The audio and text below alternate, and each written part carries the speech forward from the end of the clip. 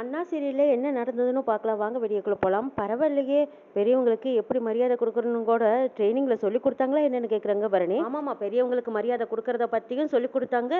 அதிகமாக பேசுகிறாங்க பாரு, அவங்க வாயை எப்படி தட்டி வைக்கிறதுன்னு, அவங்களுக்கு எப்படி பிளாஸ்டரி போடுறதுன்னு சொல்லி கொடுத்தாங்க. ஏன் உன் வாய்க்கு பிளாஸ்டரி போட்டுடலாமான்னு கேட்குறாங்க முத்துப்பாண்டி. எக்கோ என்னது, வந்தவங்கள வாசலில் வச்சு நிற்க வச்சே பேசிகிட்டு இருப்பீங்களா? உள்ளே வான்னு கூப்பிடக்கூடாதான்னு கேட்குறாங்க எஸ்கி. ஏண்டி இங்கே பாரு, நாங்கள் ரொம்ப நேரமாக ஆரத்தட்டோடு நின்றுட்டுருக்கோம், நீ தான் எங்கேயோ பறந்துக்கிட்டு இருக்கிற. அதுவும் நீ இந்த உலகத்தில் இல்லடி, வேறு ஏதோ ஒரு உலகத்தில் இருந்து பறந்துக்கிட்டு இருக்கிற. வாடி வந்து நீ தான் ஆரத்தி எடுக்கணும், வந்து எடுவான்னு கூப்பிட்றாங்க. ஐயோ நான் தான் மறந்துட்டேன், சரி கொடு அப்படின்னு சொல்லி எஸ்கி தான் ஆரத்தி தட்டு வாங்கி முத்துப்பாண்டிக்கு சுற்றுன்னு சுற்றுறாங்க. எல்லாரும் சந்தோஷமாக முத்துப்பாண்டியை வரவேற்போடு உள்ளே கூப்பிட்றாங்க. முத்துப்பாண்டி ரத்னாவை பார்க்குறாங்க. சாரி ரத்னா, நான் மட்டும் இங்கே இருந்திருந்தா அந்த குடும்பத்தில் இருக்கிற அத்தனை பேர்ட்டையும் தட்டி உள்ள வச்சிருப்பேங்கிறாங்க. நீங்கள் எதுக்கு சாரி சொல்கிறீங்க? இப்போ தான் வாழ்க்கைனா என்னன்னு எனக்கு தெளிவாக புரிஞ்சிருக்குங்கிறாங்க ரத்னா. பாண்டி சாப்பிடலாமா அப்படின்னு வரணும் கேட்குறாங்க. இப்போ தானே காப்பி குடிக்கிறேன், இன்னும் கொஞ்சம் நேரம் கழிச்சு சாப்பிடலாங்கிறாங்க. ஆமாம், உன் வீட்டுக்காரர் தான் ரொம்ப பசியோடு இருப்பா போல இருக்கு, விட்டால் உன்னையே கடிச்சிருவா போல இருக்கு, அங்கே பாரு அவன் முகத்தைங்கிறாங்க. சும்மா இருடின்னு வைக்கப்படுறாங்க எஸ்கி. மச்சான் நீயும் என்ன மன்னிச்சிரு, வீட்டில் நான் இல்லாத போதும் அப்பா என்னென்னமோ ஆட்டமாடி இருக்காரு, அது எனக்கு எதுவுமே தெரியாமல் போச்சு. அப்படியே எனக்கு தெரிஞ்சாலும் ட்ரைனிங்லேருந்து நான் உடனடியாக வரவும் முடியாது. இப்படியெல்லாம் அவங்க பண்ணினதுக்கு நான் உங்ககிட்ட எல்லாத்துக்கிட்டையும் மன்னிப்பு கேட்டுக்கிறேங்கிறாங்க முத்துப்பாண்டி. சரி விடு, உங்கள் அப்பா பண்ணினதுக்கு நீ என்ன பண்ணுவ, அதான் நடந்து முடிச்சு போச்சுங்கிறாங்க சண்முகம். அண்ணே வந்ததும் வராதுமா, அது ஏன் பேசணும், இவ்வளோ நாளைக்கு அப்புறமா இப்போ தான் வந்திருக்காரு, அவர் முதல்ல சாப்பிட்டுமேங்கிறாங்க ஏசிக்கு. அட நான் என்ன வேண்டானா சொன்னேன், இப்போ தானே காப்பி குடிச்சிருக்காரு, இன்னும் கொஞ்சம் நேரம் போகட்டும் அப்புறம் சாப்பிட்டுங்கிறாங்க சண்முகம். முத்துப்பாண்டிக்கு நம்ம தலவாழை இலையில தாண்டா சாப்பாடு போடணும், போய் இலை பறிச்சுக்கிட்டு வாங்குறாங்க பரணி. இதோ நான் இப்போவே போய் தோட்டத்தில் இலையை அறுத்துக்கிட்டு வரேன்ட்டு போகிறாங்க சண்முகம். இலை வரதுக்குள்ளேயே எல்லாரும் கொண்டு வந்து பக்கத்தில் எடுத்து வைங்க, ஆளுக்கு ஒரு வேலையை செஞ்சீங்கன்னா எல்லாரும் உட்காந்து சீக்கிரம் சாப்பிடலாமல்லங்கிறாங்க வைகுண்டம். இதோ ஆளுக்கு ஒன்று எடுத்துகிட்டு வரோம் அப்படின்னு சொல்லிட்டு ஒவ்வொருத்தரும் சாப்பாடு குழம்பு அது இதுன்னு வேண்டியதெல்லாம் எடுத்துகிட்டு வந்து முன்னாடி வைக்கிறாங்க.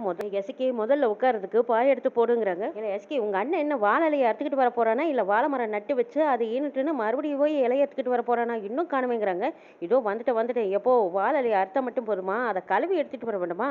இந்த எஸ்கி வாழை இலையை அறுத்து கழுவி எடுத்துகிட்டு வந்திருக்கேன், இந்த மாப்பிளைக்கு பரிமாறுங்கிறாங்க. எஸ்கி என்னது இவ்வளோ பெரிய இலை, சாப்பிட்றதுக்கு தானே கொண்டு வந்தீங்க, என்ன படுத்தவா உருள முடியும், கொஞ்சம் அளவான சைஸாக போடுங்கிறாங்க. அட என்ன மாப்பிள்ளை இது, வாழை இலையை போட்டு எல்லா ஐட்டமும் பரிமாறினா தானே என்னென்ன ஐட்டம் இருக்குன்னு பார்த்து சாப்பிட முடியும். எப்போ அவ்வளோ பெரிய இலையை போட்டு எல்லாம் பரிமாறினா எட்டி எல்லாம் எடுக்கணும், கிட்டியாக இருக்கும், அது எப்படிப்பா சிரமமாக தானே இருக்கும் சாப்பிட்றதுக்குங்கிறாங்க. எஸ்கி அப்பா சொல்கிற மாதிரியே நீ பெரிய இலையாக போட்டு எல்லா ஐட்டங்களையும் சேர வச்சிரு, அப்பாவுக்கு அப்போ தான் சாப்பிட்ட மாதிரி இருக்கும் போல இருக்கு, அப்படியே படுத்து உருண்டு பிறண்டு சாப்பிட்டுட்டு இருக்கட்டுங்கிறாங்க. போல நீ நெண்டி நிரண்டிக்கிட்டா இருக்க முடியும், வலிச்சு வாயில் அள்ளி போட வேண்டாமாங்கிறாங்க வைகுண்டம். சரி மச்சான் நீங்களும் வாங்க, ரெண்டு பேரும் உட்காந்து சாப்பிடலான்னு கூப்பிடுறாங்க முத்துப்பாண்டி. முத்துப்பாண்டி நீ தான் ரொம்ப நாள் கழிச்சு இந்த வீட்டுக்கு வந்திருக்க, நீ தான் முதல்ல சாப்பிடணும், உட்காரு அப்படிங்கிறாங்க. முத்துப்பாண்டியும் சரின்னு உட்காந்துக்கிறாங்க. அங்கே இருக்கிற எல்லாருமே முத்துப்பாண்டியை முதல்ல உட்கார வச்சு பரிமாறி அவங்க சாப்பிட்றத எல்லாரும் ரசிக்கிறாங்க, சந்தோஷமா பார்த்துட்டு இருக்கிறாங்க. அக்கா மாமா மேலே இருக்கிற பிரியத்தில் எல்லாத்தையும் அவங்களுக்கே போட்டுறத மிச்சம் வையக்கா, நாங்களும் கொஞ்சம் சாப்பிடணுங்கிறாங்க. கனி அடி போடி, அவர் சாப்பிட்டதுக்கு அப்புறம் தான் மிச்சம் தான் உங்களுக்குங்கிறாங்க எஸ்கி. சரி அண்ணா நான் பரிமாறட்டுமா அப்படின்னு எஸ்கி கேட்குறாங்க. அப்போ பரணி சண்முகத்தை பார்த்து ஜாடியாக சொல்கிறாங்க, டேய் அவன் கூட உட்காந்து எஸ்கியை சாப்பிட சொல்லு, அவள் தான் ரொம்ப நாள் ஆசையாக காத்திருக்கல, சேர்ந்து உட்காந்து சாப்பிட்டா அவளுக்கும் திருப்தியாக இருக்குமில்ல, சொல்லுடா அப்படின்னு ஜாடியாக சொல்கிறாங்க. இதை புரிஞ்சுக்கிட்ட சண்முகம், இல்லை எஸ்கி என்னது மாப்பிள்ளைக்கு ஒத்தலையாக போட்டிருக்க, பக்கத்தில் இன்னொரு தலவாழை இலையும் போட்டு அதுக்கு பக்கத்தில் நீயும் உட்காருங்கிறாங்க. என்ன மாப்பிள்ளை இது, ஒத்தலையே போட்டாலும் ரெட்டலையே போட்டாலும் என்னால் எவ்வளோ சாப்பிட முடியுமோ அவ்வளவு தானே சாப்பிட முடியும், அதுக்காக ரெட்டலையாக போடுவீங்கன்னு கேட்குறாங்க முத்துப்பாண்டி. இல்லை நீங்கள் தனியாக சாப்பிட்றீங்களே, அதுக்கு தான் உங்கள் பக்கத்தில் எஸ்கியை உட்கார சொல்கிறேங்கிறாங்க. அண்ணே எனக்கு இப்போ வேண்டனே, நான் இவங்கெல்லாம் உட்காந்து சாப்பிடும்போது நான் அவங்க கூட சாப்பிட்டுக்கிறேங்கிறாங்க. அண்ணன் சொல்லுதல்ல நீ கேட்க மாட்டியான்னு கேட்குறாங்க ரத்னா. இல்லை வேண்டாம் அப்படின்னு எஸ்கி சமாளிக்க பார்க்குறாங்க. இப்போ நீயா உட்காரியா இல்லை நான் உன்னை உதச்சு உட்கார வைக்கட்டுமாங்கிறாங்க வீரா. போலீஸ் அடியை கேள்விப்பட்டிருக்கியே இல்லை வாங்கி தான் பார்த்துருக்கியாங்கிறாங்க வீரா. அடிப்பாவே நீ இன்னும் போலீஸாகவே ஆகலை, அதுக்குள்ளே போலீஸ் அடியை பற்றி பேச ஆரம்பிச்சிட்டியான்னு கேட்குறாங்க முத்துப்பாண்டி. ஆமாம் மாமா, ட்ரைனிங் முடிச்சுட்டு வந்ததுக்கு அப்புறமா அப்படியே எனக்கு கையெல்லாம் துருன்னு இருக்கு மாமா, அதான் உங்கள் வீட்டுக்காரியை வச்சு முதல்ல ஆரம்பிக்கலான்னு பார்க்குறேங்கிறாங்க வீரா. ஓ என்னை நீ அடிச்சினா என் வீட்டுக்காரர் பார்த்துக்கிட்டு சும்மா இருப்பாங்கன்னு நினச்சியான்னு கேட்குறாங்க எஸ்கி. அதெல்லாம் முதல்ல அப்புறம் பார்த்துக்கலாம், முதல்ல நீ அவர் கூட உட்காந்து சாப்பிட்றீங்கிறாங்க. எல்லாரும் முன்னாடியும் உட்காரதுக்கு எஸ்கி வெக்கப்படுறாங்க. இப்போ உட்கார் பரியா இல்லையாங்கிறாங்க. எஸ்கியை வலுக்கட்டாயமா எப்படியோ முத்துப்பாண்டி பக்கத்தில் உட்கார வைக்கிறாங்க. வெக்க எஸ்கிக்கு முத்துப்பாண்டியை பார்த்து வெக்கப்பட்டுக்கிட்டே சாப்பிட ஆரம்பிக்கிறாங்க. அடாடாடா புருஷ மண்டாட்டி சேர்ந்து உட்காரத பார்க்கறதுக்கு எவ்வளவு அம்சமா இருக்குதுன்னு பாராட்டுறாங்க வைகுண்டம். என்னது ஒருத்தருக்கு ஒருத்தர் பார்த்துக்கிட்டே இருந்தா எப்படி, மாப்பிள்ளை என்ன கோழி கீறுற மாதிரி கீறிட்டு இருக்கிறீங்க, நல்லா வலிச்சு அள்ளி சாப்பிடுங்கன்னு சொல்றாங்க வைகுண்டம். சரி ரெண்டு பேரும் சாப்பிட்டுக்கிட்டே அப்படியே என்ன பாருங்கிறாங்க வீரா. எக்கோ நீ ஏன் சாப்பிட்டு இருந்தா எப்படி, நீ எடுத்து மாமாவுக்கு ஊட்டி விடுங்க இருக்குங்கிறாங்க வீரா. வீரா ஃபோட்டோவும் வீடியோவும் எடுத்துட்டு இருக்காங்க. வெக்கப்பட்ட எசுக்கி முத்துப்பாண்டிக்கு ஊட்டி விடுறாங்க. நல்லா சாப்பிடுங்க, கொளுத்த நண்டுக்கறி நல்லா ஜதப்பிடி போட எப்படி சண்முகம் வாங்கிட்டு வந்திருக்கா பாருங்க, யாரும் சாப்பிடுங்கன்னு சொல்றாங்க வைகுண்டம். எசுக்கி முத்துப்பாண்டியும் நல்லா ரசிச்சு சாப்பிட்டதுக்கு அப்புறமா கனி இப்படி வா அப்படின்னு சொல்லி கனிக்கு ஒரு ரூபா ஊட்டி விடுறாங்க. இதை பார்த்து அங்க இருந்த குடும்பமே எல்லாரும் சந்தோஷப்பட்டுட்டு இருக்காங்க. வீரா வீடியோ எடுத்துட்டு இருக்காங்க. சந்தோஷமா எல்லாரும் பேசிக்கிட்டு நேரம் போனதே தெரியாம சாப்பிட்டு முடிச்சதும், டேய் மாப்பிளைக்கு தண்ணி எடுத்து கொடு சண்முகங்கிறாங்க. சண்முகம் தான் முத்துப்பாண்டிக்கு தண்ணி எடுத்து கொடுக்குறாங்க. கை கழுவிட்டு வராரு முத்துப்பாண்டி. அந்த கொஞ்சம் கேப்ல பரணி ஓடி வந்து வைகுண்டத்துக்கிட்ட கேட்குறாங்க, மாமா அடுத்தது என்ன நடக்குங்கிறாங்க. என்னது என்ன நடக்குமா, மாப்பிள்ளை சாப்பிட்டாரு, இனி அவர் திருப்தியா வீட்டுக்கு போக வேண்டியதானுங்கிறாங்க. ஐயோ மாமா என்ன பேசுறீங்க நீங்க, அவன் தனியா போவானா இல்ல எசுக்கியை கூட கூட்டிட்டு போவானான்னு தெரியலையே மாமா. அப்பா கண்டிப்பா எசுக்கியை அண்ணன் அனுப்பி வைக்காது, நீ வேணாலும் பார்த்துக்கிட்டே இருங்கிறாங்க ரத்னா. அதே அப்படியே பாண்டி மாமா கூப்பிட்டா அண்ணன் அனுப்பி வச்சு தானே ஆகணும், எசுக்கி போய்த்தானே ஆகணுங்கிறாங்க வீரா. சண்முகம் என்ன பண்றானே தெரியல, ஏதோ பிளான் வச்சிருக்கான், ஆனா அதை வாய் விட்டு அவன் சொல்லவே மாட்டேங்கிறான். என்ன பிளான் பண்ணிருக்கான்னு எனக்கும் தெரியலைங்கிறாங்க பரணி. அண்ணன் ஒரு முடிவு எடுத்திருக்குன்னா நிச்சயமா அது ஒரு நல்ல முடிவா தான் இருக்குங்கிறாங்க ரத்னா. ஆமா அதுதான் எனக்கும் தெரியாம அப்படியே மண்டையை பிச்சுக்கணும் போல இருக்குங்கிறாங்க பரணி. முத்துப்பாண்டி கை கழுவிக்கிட்டு இந்த பக்கம் வர்றாங்க.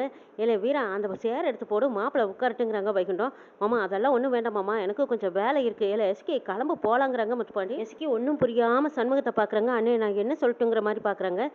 என்னல எஸ்கே யோசிச்சுட்டு இருக்கிற, அண்ணனை கேட்டுட்டு இருக்கிற, நான் கூப்பிடுறேன் நீ கிளம்பு போலாங்கிறாங்க முத்துப்பாண்டி. என் மாப்பிள்ளை என் தங்கச்சி எங்க கூப்பிடுறீங்கன்னு கேட்குறாங்க சண்முகம். வேறங்க என் வீட்டுக்கு தான், என் வீட்டுக்காரி தானே, நான் கூட்டிட்டு போறேங்கிறாங்க முத்துப்பாண்டி. இல்ல என்ன மன்னிச்சிடுங்க மாப்பிள்ளை, என் தங்கச்சி இந்த வீட்டை விட்டு எங்கேயும் வரமாட்டாங்கிறாங்க. வரமாட்டானா என்ன அர்த்தம்னு கேட்குறாங்க முத்துப்பாண்டி. ஆமா திருப்பி அனுப்பியிருக்கா மேலதாளத்தோட பஞ்சாயத்துல வச்சு, என் தங்கச்சியை எல்லாரும் முன்னாடியும் நான் கூட்டிட்டு வந்தேன், என் தங்கச்சி எல்லாம் இங்க தான் இருப்பா, எங்கேயும் வரமாட்டான்னு சொல்லிடுறாங்க சண்முகம்.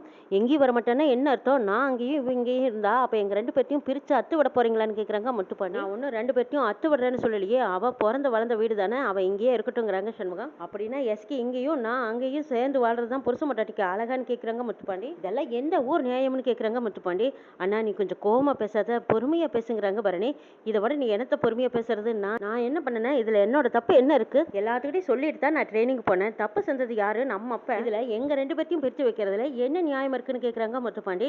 ஊர் பஞ்சாயத்துல நான் கூட்டிக்கிட்டு வந்தது நியாயம் தான், என்னோட நியாயத்துல எந்த தப்பும் இருக்காது, நான் செஞ்சதுதான் நியாயம்ங்கிறாங்க சண்முகம். மச்சா நீங்க நியாயம்னு சொல்றீங்க, ஆனா எங்க அப்பனை அசிங்கப்படுத்துறதா நினைச்சு நீங்க என்ன அசிங்கப்படுத்திருக்கீங்க, என்கிட்ட சொல்லாமையே என் பொண்டாட்டியை எங்க வீட்டுல இருந்து கூட்டிட்டு வந்திருக்கீங்க. சரி அதெல்லாம் கூட விட்டுருங்க, நான் இப்ப வீடேறி வந்து நான் என் பொண்டாட்டியை கூப்பிடுறேன், என் பொண்டாட்டியை அனுப்பி வைங்கன்னு கேட்கும்போது நீங்க அனுப்பி வைக்கணுமல்ல, அனுப்பி வைக்க மாட்டோம்னு சொன்னா இது எந்த ஒரு நியாயம், என்ன நியாயம், என்ன அர்த்தம்னு கேட்குறாங்க முத்துப்பாண்டி.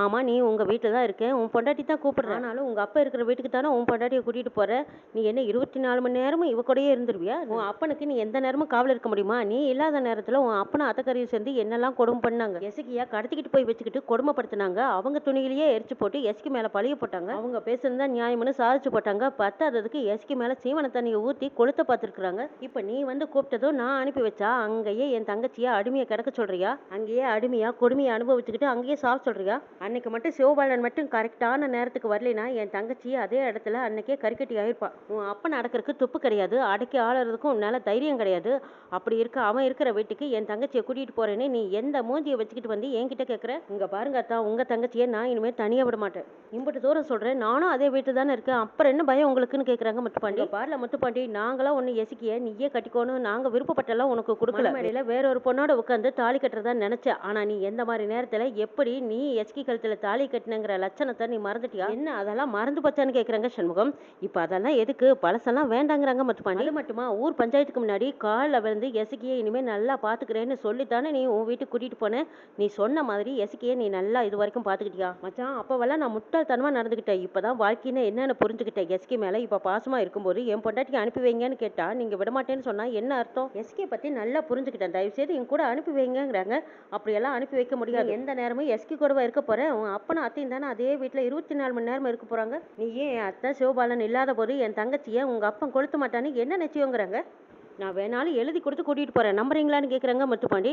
நான் நம்ப மாட்டேன், உங்க அப்பா உலக மகா பிராடு, அவன் இருக்கிற இடத்துக்கு என் தங்கச்சியை அனுப்பி வைக்க மாட்டேன், நான் அவனை நம்பவும் மாட்டேங்கிறாங்க சொன்னாங்க. அன்னைக்கு மட்டும் உங்க அப்பன் கொளுத்தின தீக்குச்சியை என் தங்கச்சி மேல போட்டிருந்தா இன்னைக்கு இந்த இடத்துல நிப்பாளா, எனக்கு தங்கச்சியாவும் உங்களுக்கு பொண்டாட்டியாவும் இருந்திருக்க மாட்டாங்கிறாங்க சண்முகம். அதெல்லாம் சரி, எசுக்கிய கேட்டு சொல்லுங்க, எங்க கூட வரப்போறாளா இல்லையாங்கிறாங்க முத்துப்பாண்டி. பாரு பாண்டி உன் கூட சேர்ந்து வாழணும் தான் என் தங்கச்சியும் விருப்பப்படுறா, ரெண்டு பேரும் சேர்ந்து வாழ்றதுதான் எல்லாத்துக்கும் விருப்பம், அந்த வீட்டுல போய் என் தங்கச்சி வாழணுங்கிறது எனக்கு விருப்பம் இல்லைங்கிறாங்க.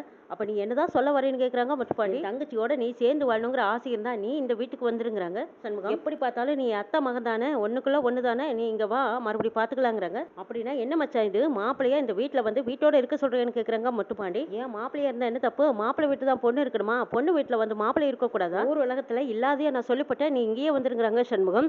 அப்படியே வந்தாலும் ஊர் உலகம் என்ன சொல்லும், இங்க பாரு மச்சான், நான் இல்லாத போது எங்க அப்பா தப்பு பண்ணிட்டா, ஆனா இப்ப நான் இருக்கேன், என் பொண்டாட்டியை நான் கூட்டிட்டு போறேன், கெசக்கிக்கு எந்த ஆபத்தும் வராம பாத்துக்க வேண்டியது என்னோட பொறுப்பு, என் கூட அனுப்பி வைங்கன்னு முத்துப்பாண்டி கேக்குறாங்க. இங்க பாரு நான் சொல்ல வேண்டியதை சொல்லியாச்சு, கெசக்கி உன் கூட வரமாட்டான், இங்க தான் இருப்பான், நீ வேணா இங்க வான்னு சொல்லிடுறாங்க சண்முகம். நீங்க எதுவும் பேசாதீங்க, என் எசக்கி உங்க அண்ணன் சொன்னா சொல்லிட்டு போறாரு, இப்ப நான் கூப்பிடுறேன், உன் புருஷன் கூப்பிடுறேன், இப்ப நீ என் பின்னாடி வரப்போறியா இல்லையான்னு கேக்குறாங்க முத்துப்பாண்டி. முத்துப்பாண்டியை பார்த்த சந்தோஷத்தை தலகால் புரியாத இருந்த எசக்கி இப்ப தடுமாறி நிக்கிறாங்க. அன்பும் பாசத்தையும் ஊட்டி வளர்த்த அண்ணன் ஆபத்துல இருந்து காப்பாத்தி நான் இருக்க வான்னு கூட்டிட்டு வந்த அண்ணனை உதறிட்டு போக முடியுமா, ஒரு தவறி தாலியை கட்டிட்டு எத்தனையோ கொடுமைகளை எல்லாம் தாண்டி இப்பதான் பாசம் மலர்ந்திருக்குது. இந்த பாசத்தை நம்பி இந்த புருஷன் பின்னாடி போறதா வேண்டாமான்னு யோசிக்கிறாங்க எஸ்கி. என்ன நடக்குது நாளை பார்க்கலாம்.